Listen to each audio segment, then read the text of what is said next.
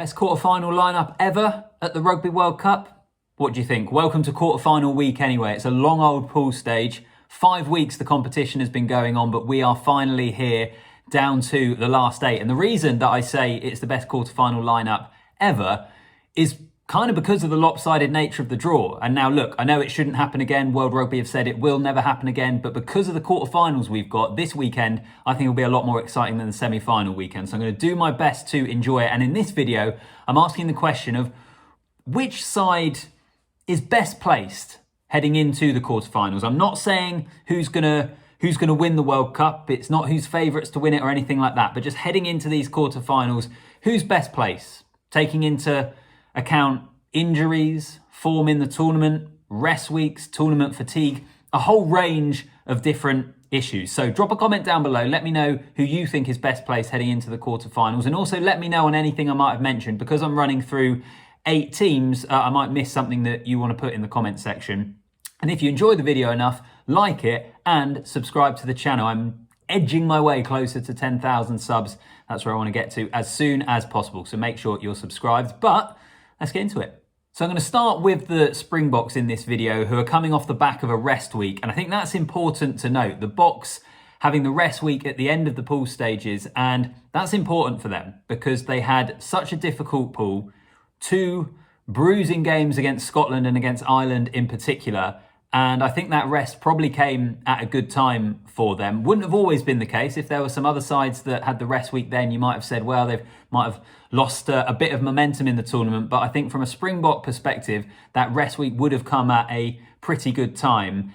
And also, I think perhaps the biggest reason that I think South Africa will feel positive heading into the quarterfinals is most people at this moment in time will have France or Ireland as the tournament favourites. France maybe because they're at home, but certainly in terms of some of the best rugby we've seen against the top nations, Ireland have been incredibly impressive.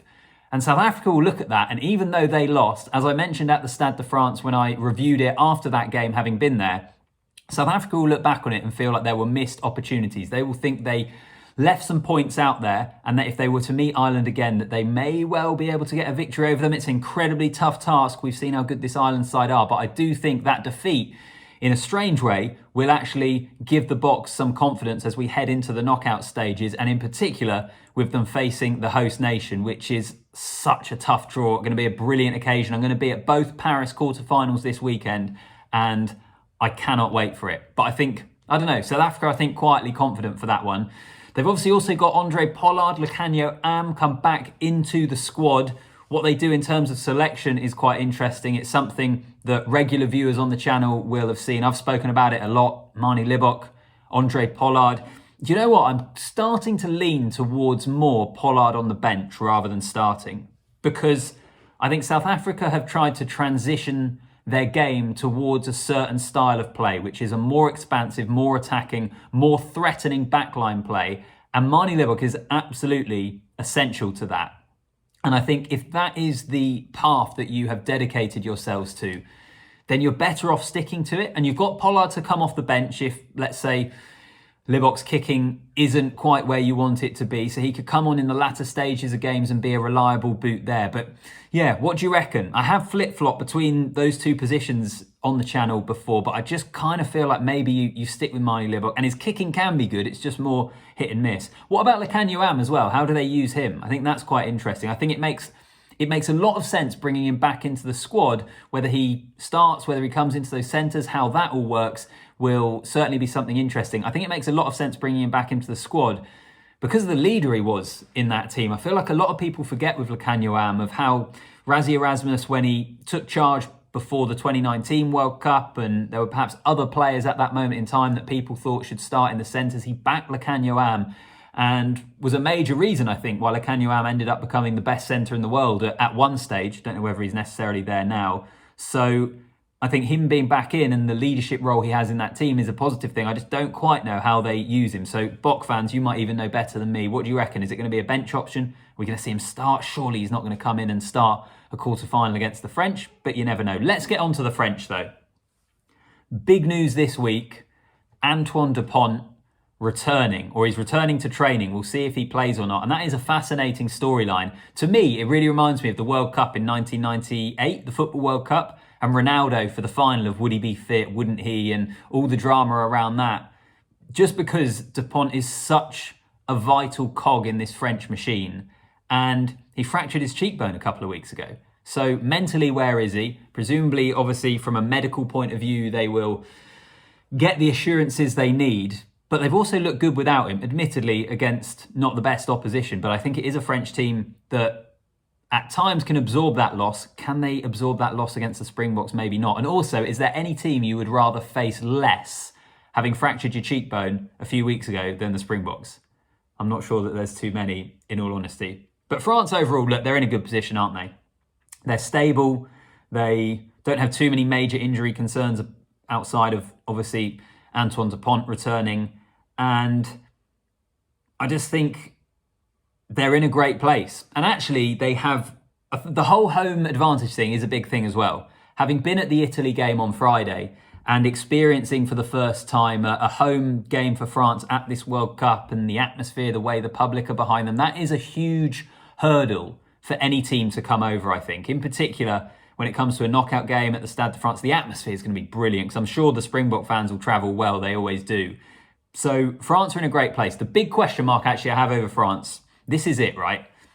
How do they cope when they have to chase a match? In that, if you look up the stats of how often they've been trailing at half-time over the last couple of years, certainly, probably over the last 4 years, it's not often. The most recent one was Ireland in the Six Nations in Dublin, and they lost that game. It's very rare that France have to chase games. They start incredibly well, which is something the Springboks need to be prepared for, which I'm sure they will be. But how do France go when they have to chase a game? Particularly in a home World Cup, where there's pressure and they know what's on the line. Now, it's a French team that for the most part over the last few years have answered the questions that have been posed to them. But that's one for me in this tournament. If they have to chase a game, how capable are they of doing that? That's something to keep an eye on. I need to rattle through. I knew this video would end up being a longer one just because there's so much we could say about all these teams.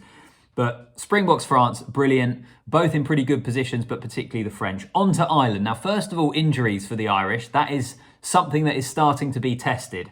Matt Hansen, James Lowe, Ryan in the second row as well. How those guys come through will be fascinating. But they have also shown that they can problem solve. I mean, I look back on the Six Nations, and the All Blacks are obviously much better than Scotland, but when they had Josh van der Flier throwing in at the line-out, even in this World Cup, how their line-out didn't operate at the start of the game against the Boks, they were able to problem solve and eventually get it working. So their squad depth is going to be tested with those injuries, potentially. They've always in the past shown that they are a unit, that they're capable of absorbing issues like that. Let's see if they're able to do that. But look, Ireland, it's very hard to find negatives with at the moment, in all honesty. There is a wave of support. The Irish travel so well. I saw them against South Africa. I saw them against Scotland. There is something building here. And I've said previously, I'm not saying it means they'll win the World Cup, but it does feel special what is happening. And they've beaten everyone in the world. They're playing some of the best rugby in the tournament at the moment. And have a really good all-round game. I don't think there's any obvious weaknesses in this Irish team. Injuries could be the thing that possibly derails them. And they're on this winning streak. What is it? 17 games in a row, on the cusp of the record.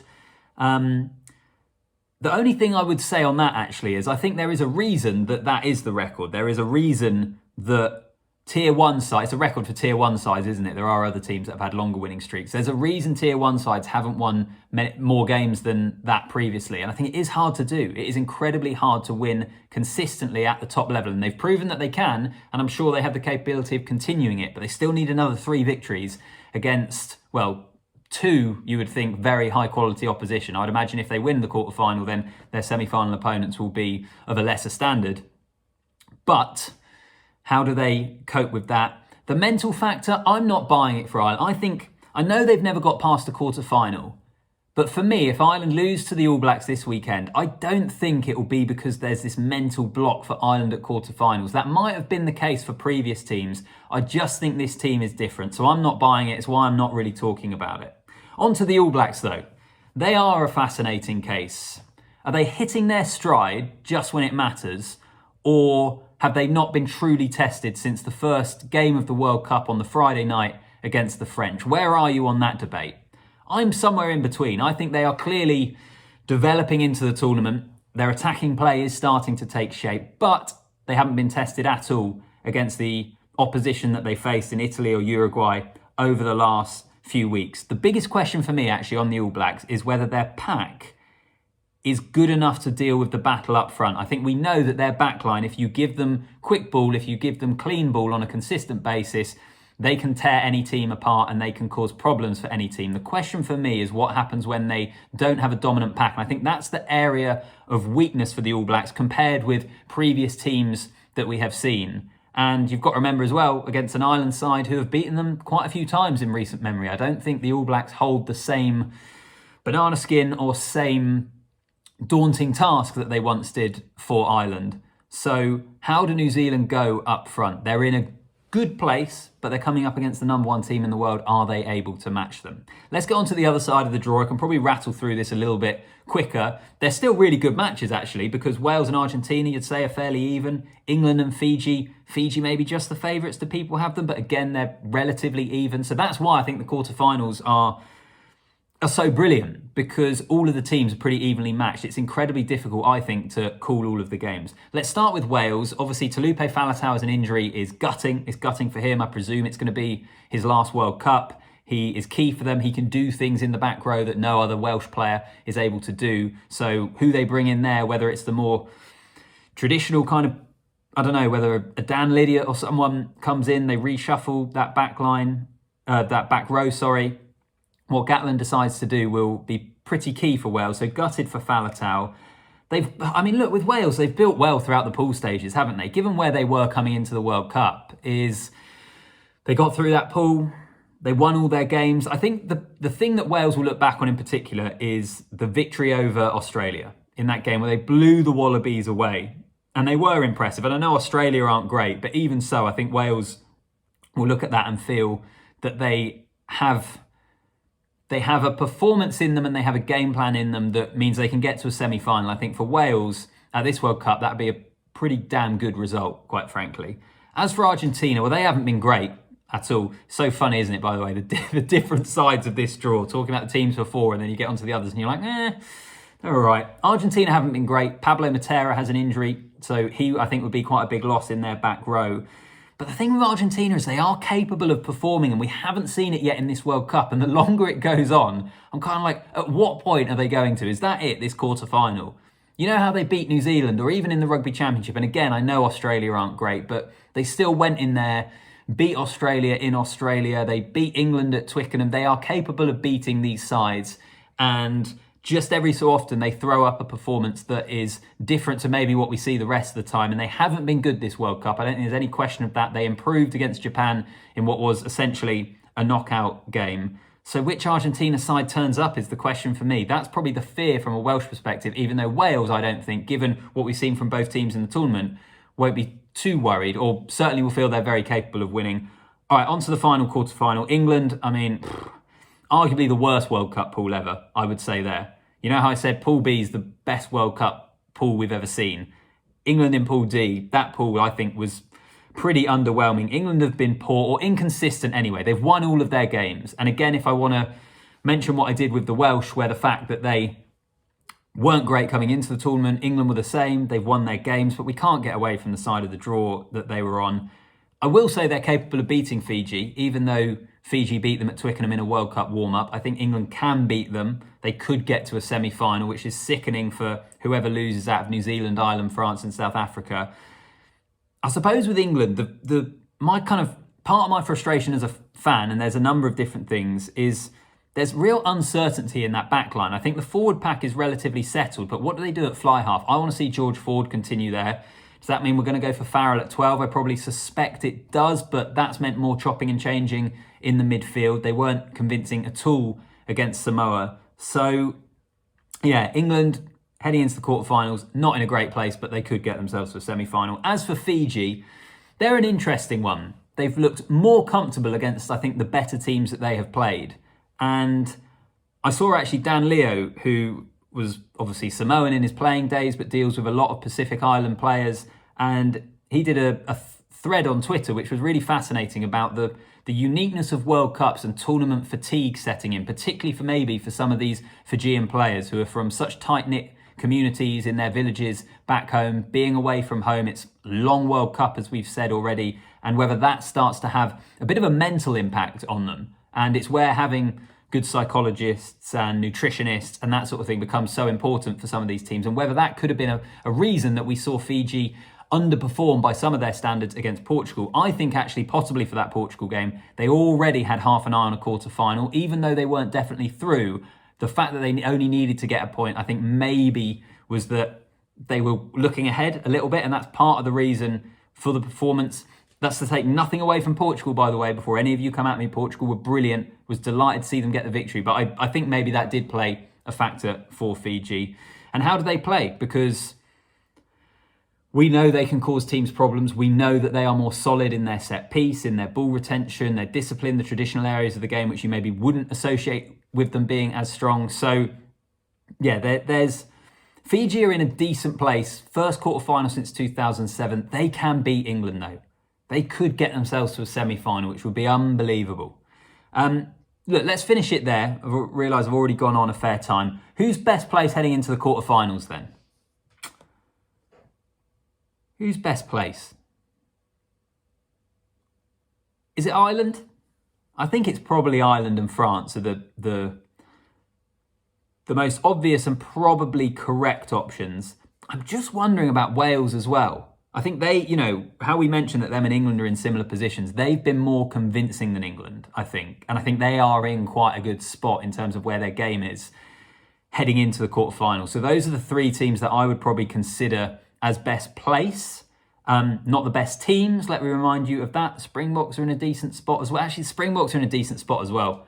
I can't really put Wales above them, can I? And even the All Blacks, because they've been playing so well. So I don't know, you let me know what you think. I think probably I'd go for Ireland, which is the obvious choice. I think it's probably the correct choice. You can let me know though. I definitely wouldn't go for Argentina, England or Fiji. I think that's probably the conclusion that I've come to. Drop a comment down below, like the video, subscribe to the channel, and I'll see you in the next one.